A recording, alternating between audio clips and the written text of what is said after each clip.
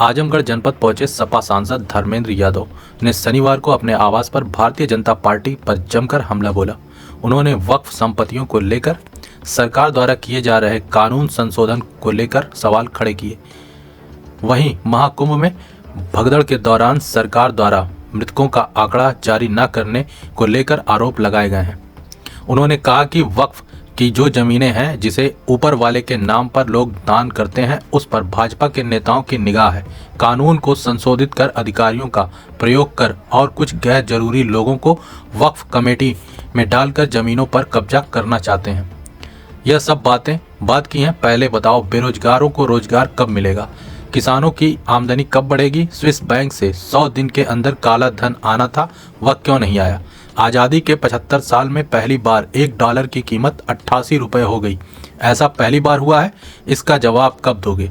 प्रयागराज में कुंभ के दौरान कितने लोग मरे, इसका स्पष्ट आंकड़ा कोई मीडिया का साथी नहीं दे पा रहा है। वह बताते क्यों नहीं कि कितने लोग भगदड़ में मारे गए? जब महाकुंभ में स्नान करने वाले की गिनती हो सकती है तो मरने वालों की गिनती क्यों नहीं? सरकार लापता लोगों की गिनती नहीं कर पा रही है।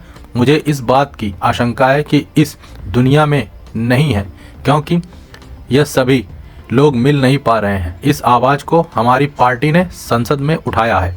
आज़ादी के 75 साल में ऐसा देश के लोगों का इतना अपमान कभी नहीं हुआ। जब रोजी रोटी की तलाश में गए लोगों को बेड़ियों में जकड़कर वापस भेजा गया। वहीं प्रधानमंत्री जी अमेरिका में दोस्ती निभा रहे हैं। उपचुनाव में हार पर सांसद धर्मेंद्र यादव ने कहा कि इन लोगों के द्वारा वोटों की डकैती की गई है। चुनाव आयोग से 500 लिखित शिकायतें की गई, लेकिन कोई कार्रवाई नहीं हुई।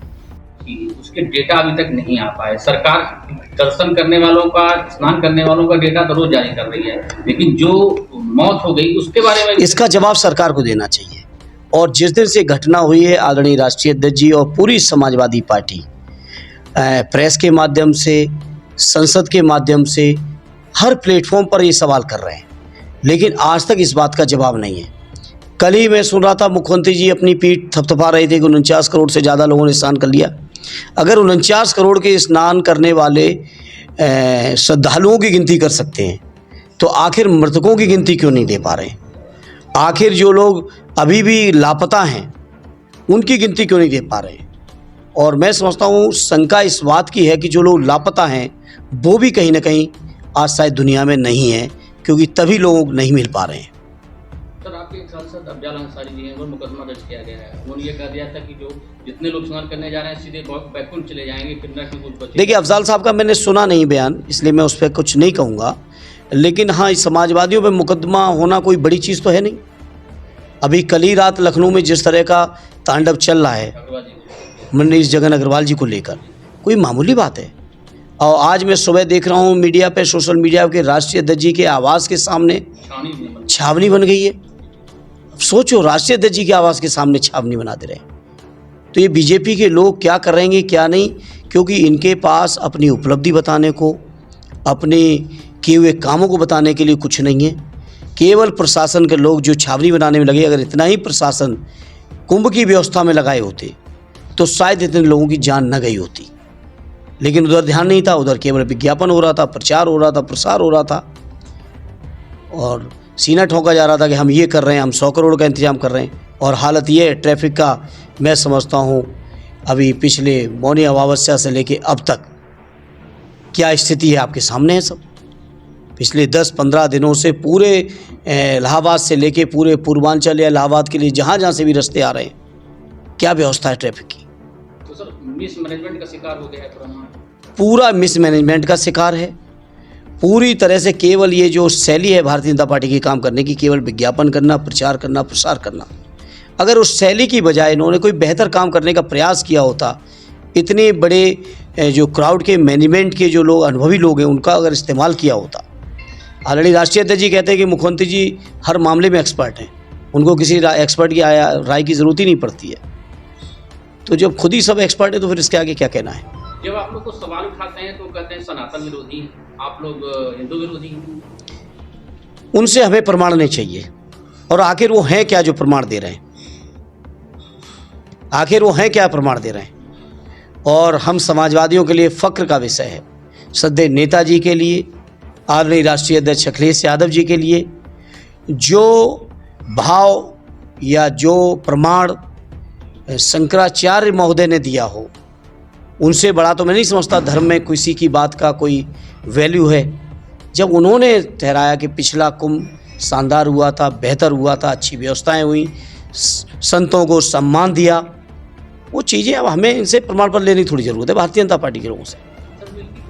वोटों की डकैती, चुनाव आयोग को 500 लिखित एप्लीकेशन दी गई, शिकायतें दी गई, एक भी एप्लीकेशन पर कोई कार्रवाई नहीं की। इसीलिए हम लोगों ने मजबूर होकर संसद के अंदर चुनाव आयोग के लिए कफन का इंतजाम किया।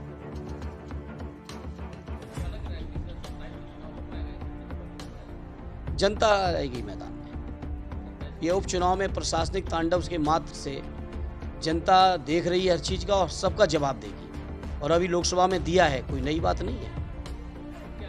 लोकसभा में बहुत बेईमानी के बावजूद हमारे अलायंस की 43 सीटें जीती, 5 सीटें काउंटिंग में हराई गई, और काउंटिंग से पहले की जो बेईमानी थी वो अतिरिक्त थी।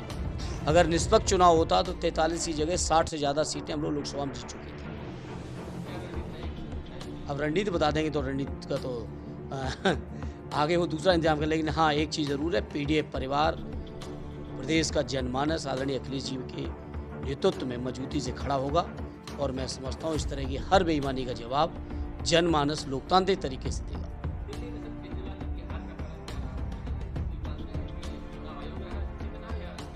नहीं, चुनाव आयोग तो हर जगह शामिल है, महाराष्ट्र में भी शामिल था। चुनाव आयोग ही उनका सबसे बड़ा टूल बना हुआ है। महाराष्ट्र में भी थे, दिल्ली के लोगों की भी यही शिकायत है, उत्तर प्रदेश में हम लोगों ने अभी जो 9 इलेक्शन हुए थे उनमें भी तांडव देखा है, मिल्कीपुर में भी तांडव देखा है। तो ये तो सब चीज़ें अपने साथ चली रही हैं, लेकिन बाकी मैं सोचता हूँ आम आदमी पार्टी और वहाँ के लोग समीक्षा करेंगे। उत्तर प्रदेश के लोग अब तैयार हैं आदरणीय अखिलेश जी के नेतृत्व में 27 में एक मजबूत और ऐतिहासिक सरकार बने।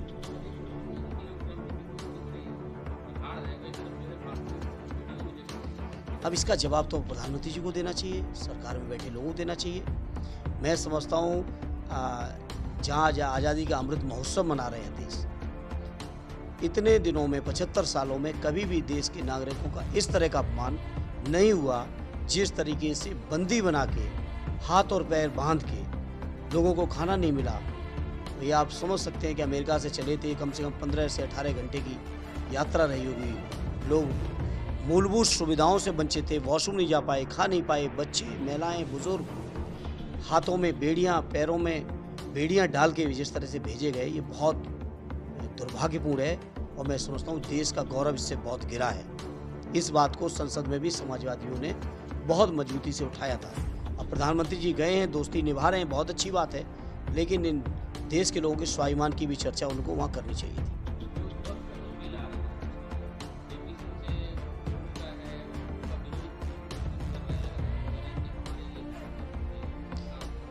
पूरी तरह से कुठाराघात है।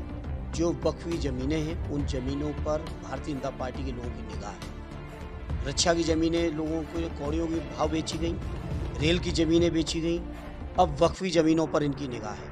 क्योंकि जो वक्फ का आज का कानून है, इस कानून के हिसाब से ये ज़मीन नहीं कब्जा कर सकते थे, इसलिए कानून में संशोधन लाए। जेपीसी बनी ज़रूर थी, अच्छी बात थी, लेकिन जेपीसी में किसी भी विपक्ष के सांसद की कोई भी राय, कोई भी संशोधन स्वीकार नहीं किया गया। और हद तो तब हो गई जब उनका असहमति पत्र जो होता है, जो संसद किसी भी सांसद को समिति में हक है कि वो असहमति पत्र दे सकता है, और वो कमेटी की रिपोर्ट का हिस्सा होता है, वो कमेटी की रिपोर्ट का भी हिस्सा नहीं बनाया गया था। इसीलिए जब अभी परसों पेश हो रहा था बिल, दोबारा समिति का रिपोर्ट आ रही थी, तो हम लोगों ने विरोध किया। विरोध के बाद जरूर गृह मंत्री जी ने भी कहा और स्पीकर साहब ने भी व्यवस्था दी कि उनकी असहमति को इस रिपोर्ट का हिस्सा माना जाएगा। हालांकि बिल का हिस्सा नहीं माना, केवल रिपोर्ट का हिस्सा माना। मैंने बताया ना, भारतीय जनता पार्टी के लोग प्रशासनिक अधिकारियों का उपयोग करके वक्फी जो ज़मीनें हैं, जो ज़मीनें लोग ऊपर वाले के नाम पर सार्वजनिक हितों के लिए लोग दान करते हैं, उन ज़मीनों पर बीजेपी के लोगों की निगाह है। और इस कानून को संशोधित करके, अधिकारियों का इस्तेमाल करके और कुछ गैर ज़रूरी लोगों को उन वक्फ के कमेटी में डाल के ये ज़मीनें कब्जा करना चाहते हैं।